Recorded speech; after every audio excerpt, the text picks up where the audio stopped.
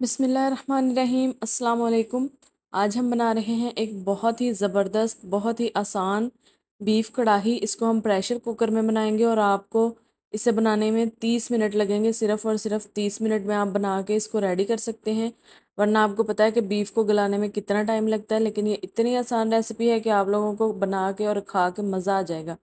तो शुरू करते हैं रेसिपी को। सबसे पहले हम लोगों ने प्रेशर कुकर में कुकिंग ऑयल डालना है। ये मैं 1.5 किलो की रेसिपी बनाऊंगी तो मैंने 1.5 कप कुकिंग ऑयल का ऐड किया है।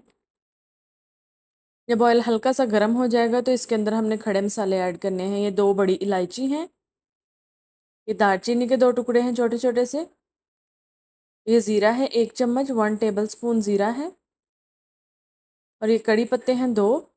आप लोग फ्रेश भी यूज़ कर सकते हैं। अब इसको हम लोगों ने हल्का सा फ्राई करना है, इसको जलाना नहीं है, सिर्फ इसकी हमें खुशबू चाहिए। जब खुशबू आने लग जाएगी तो इसके अंदर हम लोगों ने गोश्त ऐड करना है। ये 1.5 किलो गोश्त है। इसको मैंने बहुत ज़्यादा बोटी बड़ी नहीं है, इसको मैंने थोड़ी सी छोटी बोटी में काटा है, यानी कि बाइट साइज़ थोड़ी सी बड़ी होगी, वो इसके अंदर हम ऐड कर देंगे। और एक ये मैंने नली ली है, उसको भी हम यहाँ पे ही ऐड कर देंगे। ये नली आपके पास नहीं है तो कोई मसला नहीं है, लेकिन मेरे पास थी अवेलेबल तो मैंने वो इसके अंदर एक डाल दी है। अब इसको हम लोगों ने फ्राई करना है। ये स्टेप आप लोगों ने ध्यान से देखना है और इसको अच्छे तरीके से करना है, क्योंकि यहाँ पे एक तरह से आप लोग समझे कि आप गोश्त की भुनाई कर रहे हैं। यहाँ पे आपको स्मेल भी आएगी, तो लेकिन आप लोगों ने इसकी अच्छी तरीके से भुनाई करनी है 5 मिनट के लिए, तो स्मेल वगैरह सब कुछ ख़त्म हो जाएगा। इसमें से थोड़ा सा पानी भी निकलेगा, वो भी ड्राई हो जाएगा। जब स्मेल बिल्कुल ख़त्म हो जाए और पानी बिल्कुल ड्राई हो जाए तब हम इसके अंदर बाकी की चीज़ें ऐड करेंगे। तकरीबन 5 से 7 मिनट हो चुके हैं, गोश्त बिल्कुल अच्छे तरीके से भुन चुका है। अब इसके अंदर हम लोग प्याज ऐड करेंगे।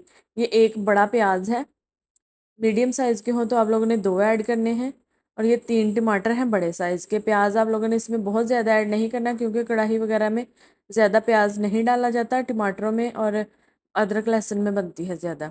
ये लहसुन मैंने लिया है तकरीबन 2 जवे हैं लहसुन के। ये नमक है 1 टेबल स्पून।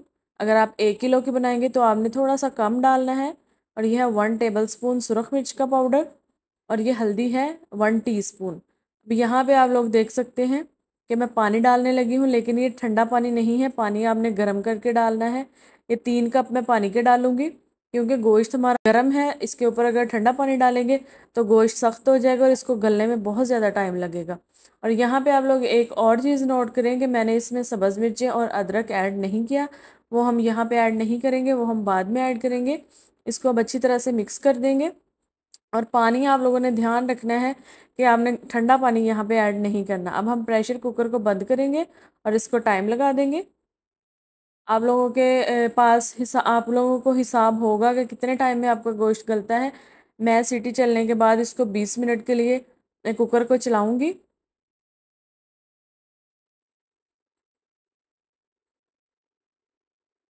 ये देखें जी, 20 मिनट हो चुके हैं, सीटी को हम उतार देंगे। आप लोगों ने पहले सीटी नहीं उठानी, जब बिल्कुल स्टीम निकल जाए फिर आप लोग सीटी उतारा करें, तो प्रेशर कुकर के फटने का खतरा होता है अगर फ़ौरन से इसको खोलने की कोशिश की जाए। देखिए सारी स्टीम निकल चुकी थी तब मैंने खोला है।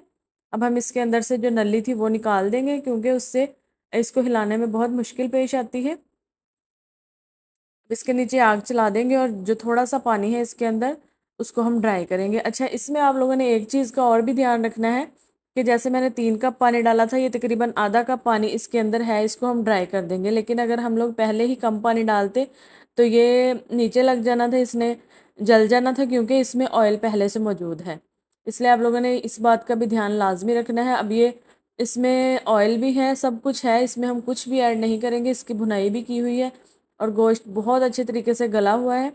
तो इसको अब हम लोगों ने 5 मिनट के लिए मीडियम टू हाई फ्लेम पे पकाना है, तो इसके अंदर से जो एक्स्ट्रा पानी है सारा वो ड्राई हो जाएगा। ये देखें तकरीबन पानी ड्राई होने वाला है।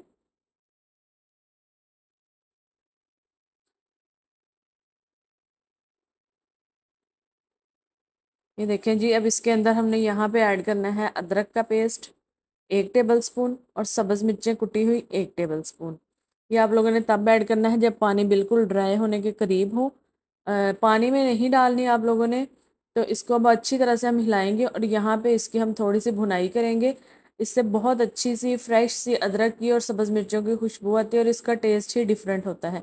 सब्ज़ मिर्चों को आप लोग चाहें तो आप पतला-पतला सा बारीक सा काट के भी ऐड कर सकते हैं। लेकिन इस तरह से डालेंगे तो फिर वो पता नहीं चलता, मुँह में भी नहीं आती ज़्यादा।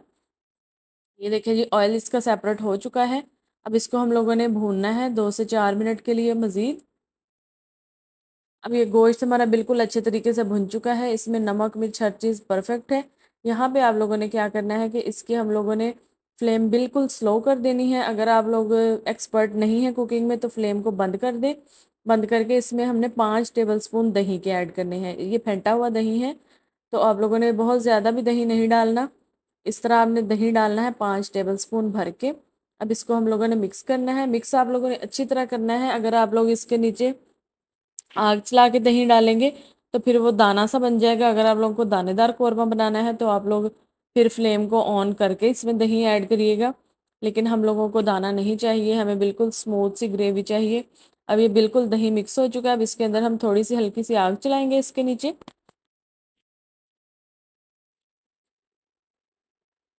और दही डालने के बाद इसको हमने ज़्यादा नहीं पकाना है, इसको सिर्फ 2 से 3 मिनट के लिए पकाएंगे। ये देखें जी, पकना शुरू हो चुका है और ऑयल बिल्कुल फ़ौरन से ही सेपरेट हो गया है। और इसमें हमने गरम मसाला डाल देना है और सब्ज़ धनिया डाल देंगे। इसमें आप लोग थोड़ा सा अदरक काट के बारीक बारीक सा डाल सकते हैं, हम लोग भी डालेंगे इसमें। तो ये देखें जी, बिल्कुल हमारा जो कढ़ाई है वो रेडी हो चुकी है। आप लोग एक दफ़ा बनाएं, आप लोग बाज़ार की कढ़ाई को भूल जाएंगे। और इतना आसान मेथड है, इसमें आपको कोई स्मेल नहीं आएगी। मतलब आप लोग बता ही नहीं सकते कि आप लोग बीफ की कढ़ाई खा रहे हैं या मटन की। तो आप लोगों ने रेसिपी को ज़रूर ट्राई करना है और मुझे फीडबैक भी ज़रूर देना है। इसको आप नान, चावल, रोटी किसी भी चीज़ के साथ खा सकते हैं। इसके साथ मज़ेदार सा रायता बनाएं और इसको सर्व करें। इसको अब हम थोड़े से अदरक के साथ गार्निश कर देंगे। लेमन यूज़ कर सकते हैं आप लोग गार्निशिंग में। तो जी, बहुत ही ज़बरदस्त किस्म की रेसिपी है। रेसिपी पसंद आई हो तो वीडियो को लाइक, कमेंट, शेयर कर दें। चैनल को सब्सक्राइब करना नहीं भूलना। और इसके अंदर हम लोगों ने जो नली डाली थी उसके अंदर से भी गूदा निकाल देंगे। वो नली क्योंकि बहुत ज़्यादा बड़ी है तो मैंने इसके अंदर से जो उसका सारा गूदा है वो अलग से निकाल लिया था। वो सर्विंग टाइम हम इसके ऊपर डाल देंगे और इसको गार्निश करके अच्छे तरीके से सर्व करेंगे। ये देखें जी, कितनी ज़बरदस्त इसकी लुक आ रही है। और ये देखें, हड्डी बिल्कुल अंदर से खाली हो चुकी है, बहुत आसानी से निकल चुका है क्योंकि ये बिल्कुल अच्छे तरीके से गला हुआ था, इसलिए बहुत ईजीली निकल चुका है। ये देखें जी, आप गोश्त की टेंडरनेस चेक कर सकते हैं। बहुत ही ज़बरदस्त, बहुत अमेजिंग और मिनटों में बनने वाली रेसिपी है, तो ज़रूर ट्राई करिएगा। अब मैं मिलूंगी किसी अच्छी सी नई वीडियो के साथ। तब तक के लिए दुआ में याद रखिएगा और रेसिपीज़ को ट्राई करते रहिएगा। अल्लाह हाफिज़।